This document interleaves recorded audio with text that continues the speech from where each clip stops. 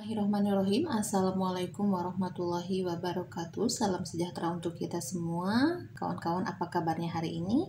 Semoga kawan-kawan ada dalam keadaan sehat walafiat. Amin ya Allah ya Robbal Alamin. Kawan-kawan, hari ini kita akan membahas mengenai identifikasi masalah dalam penelitian tindakan kelas. Ruang lingkup masalah yang dapat dijadikan garapan PTK antara lain yang pertama ada metode mengajar. Misalnya mengganti metode konvensional atau tradisional dengan metode pertemuan. Yang kedua, strategi belajar. Misalnya menggunakan pendekatan integratif pada pembelajaran. Yang ketiga, prosedur evaluasi. Misalnya meningkatkan metode dalam penilaian kontinu. Yang keempat, penamaan maupun perubahan sikap dan nilai. Misalnya mendorong timbulnya sikap yang lebih positif terhadap beberapa aspek kehidupan. Kelima, pengembangan profesionalisme guru. Misalnya, meningkatkan keterampilan mengajar, mengembangkan metode mengajar yang baru, menambahkan kemampuan analisis, atau meningkatkan kesadaran diri. Yang keenam, pengelolaan dan kontrol. Pengenalan bertahap pada teknik modifikasi perilaku. Dan yang terakhir adalah administrasi, yaitu menambahkan efisiensi aspek tertentu dari administrasi sekolah.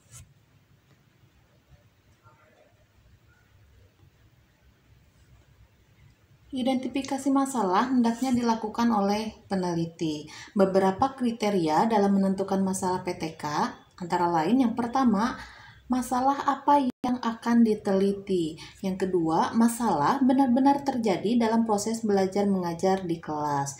Yang ketiga, penting dan bermanfaat untuk meningkatkan mutu PBM. Yang keempat, masalah harus penting bagi orang yang mengusulkannya dan sekaligus signifikan dilihat dari segi pengembangan lembaga. Yang kelima, masalah hendaknya dalam jangkauan penanganan, baik dilihat dari segi tenaga, biaya, dan waktu. Dan yang keenam, pernyataan masalah harus mengungkapkan beberapa dimensi fundamental mengenai penyebab dan akibatnya, sehingga pemecahannya dapat dilakukan berdasarkan hal-hal yang fundamental pula, bukan atas dasar fenomena yang dangkal. Kita lanjutkan. Ketujuh, alasan mengapa penelitian tersebut harus dilakukan. Kedelapan, cara yang akan digunakan untuk menemukan jawaban dari suatu masalah tersebut. Kesembilan, jangan sekali-kali mengangkat permasalahan yang guru tidak dapat menyelesaikannya karena di luar jangkauan tugas guru. Misalnya, bagaimana meningkatkan kondisi sosial ekonomi orang tua siswa. Nah, ini permasalahan-permasalahan seperti ini adalah permasalahan yang harus kita hindari karena memang di luar jangkauan kita sebagai seorang guru. Kesepuluh, masalah yang real dan problematika. Jadi, kawan-kawan jangan mencari-cari masalah hanya karena Anda ingin mempunyai masalah yang berbeda dengan orang lain. Jadi, masalah yang Anda pilih adalah masalah yang real, yang ada dalam pekerjaan Anda sehari-hari, dan memang problematika, artinya memerlukan pemecahan, dan jika ditunda, dampak negatifnya cukup besar. Dan yang terakhir, pilihlah fokus penelitian yang spesifik dan terbatas yang dapat dicari solusinya dalam waktu yang singkat.